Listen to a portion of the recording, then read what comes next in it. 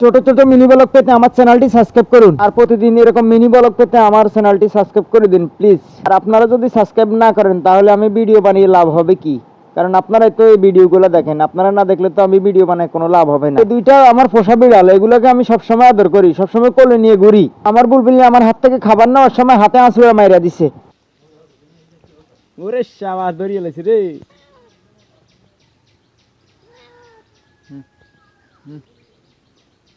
আয়